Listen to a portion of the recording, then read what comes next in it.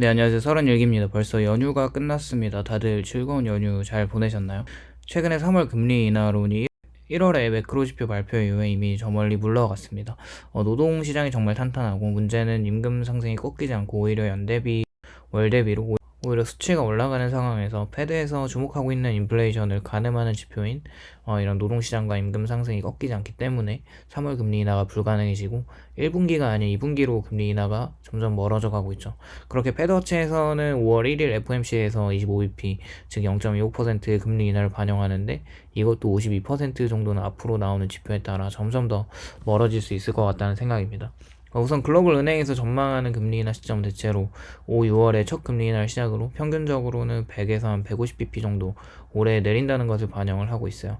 UBS 같은 경우는 올해 24년도 250bp를 내릴 전망으로 기준금리가 3%대까지 떨어진다는 것을 의미하는데 심한 경착륙이 온다는 것을 반영하고 있고, 대체적으로 연착륙을 반영한 100bp나 152bp 정도 내리는 것이 우세하고, 채권시장은 또 그렇게 프라이싱을 하고 있는 것 같고 우선 주식시장이 반영하지 않는 것 같습니다. 확실히 S&P 500에서는 AI 모멘텀으로 기술주들이 아직 꺾이지 않고 자기 갈 길을 잘 가고 있는 상황이고, 금리 인하가 멀어짐에 따라 금리에 취약한 섹터들이 많이 힘을 못 쓰고 있습니다. 그 중에서도 유틸리티 섹터나 부동산 리츠 섹터는 정말 약세를 계속 보이고 있어요. 그렇게 리츠가 약하게 되면서 리얼티인컴 같은 경우에는 작년 11월 10년물 채권금리가 5%를 찍던 순간에 스피릿 리얼티를 한 93억 달러를 주면서 인수하는 것을 시장에서는 좋게 생각하지 않으면서 무려 46불까지 떨어진 20년도 이후 역사상 매수 기회를 주기도 했는데요. 그때 사셨던 분들은 아직 수익권이라고 생각할 수도 있겠습니다.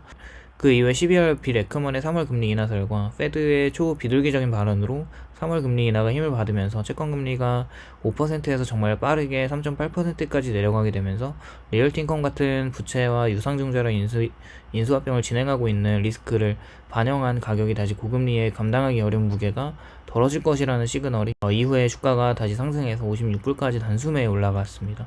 46불에서 한 56불 정도면 거의 20% 정도를 초단기간에 상승한 것이라고 볼 수 있습니다. 당연히 워낙 대형주이기도 하고 근본이 있는 리츠 주식이라서 사람들은 주가가 많이 빠졌을 때 바이더 딥을 안 할 수가 없는 것 같기도 하고요. 우선 12월 1월 지표들이 페드가 금리 인하를 할 수 없는 지표들이 나왔고, 지속적인 중동 이슈로 선박 운임이나 인플레이션을 자극하는 요소들이 다시 되살아나면서 페드의 금리 인하는 역시 데이터 디펜던트가 되었고, 연준 위원들은 계속 앵무새처럼 아직 금리 인하를 할 수 없는 더 기다려야 한다는 이야기를 하면서 현재는 리얼티인컴의 가격은 52.76불로 이제 또 매력적인 밸류에 접근을 하고 있죠. 현재 배당률은 무려 5.83%로 역사적으로 평균치 이상을 수렴하고 있고, 물론 작년 10월에는 6.57까지 치솟았던 배당률에 비해 낮지만 지금 진입을 한다면 꽤 괜찮은 진입 시점이라고 생각을 하고 있습니다. 우선 리얼티인컴의 밸류에이션을 보면 역사적으로 리츠의 PER이라고 하는 PAFF를 보면 17.42배에서 19.21배 정도로 움직이고 있고, 1월 19일 가격으로 보면 56불 정도로 멀티플은 13.57배로 확실히 과거 평균보다 낮은 가격에서 움직이고 있다는 것을 볼 수가 있어요. 적절한 밸류를 따져봤을 때 가격은 76불 정도까지도 보고 있는데, 사실 과거 12년부터 초저금리를 생각해 본다면 현재는 또 고금리이기 때문에 이 금리가 초저금리로 내려갈 가능성이 좀 없죠. 그렇기 때문에 가격을 형성하는 여러 팩터들이 있다는 것을 감안할 필요는 있겠지만, 보시는 빨간선의 주가가 형성된다고 하면 고평가고, 점선은 적정 가격이고 녹색은 저평가 영역이라는 것으로 현재 리얼티인컴은 저평가 영역에 들어가 있는 건 사실입니다.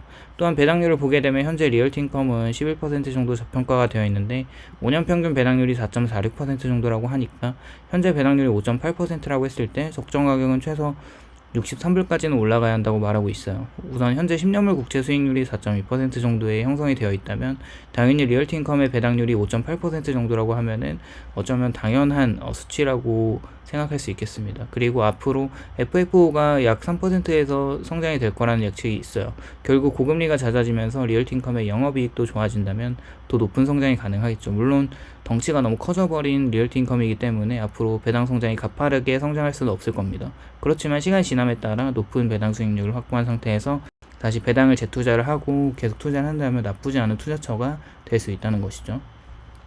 어쨌거나 현재 리얼티인컴은 최소 62불까지는 올라갈 수 있다는 적정 밸류로 약 15% 정도 상승 여력이 있다고 판단을 하고 있습니다.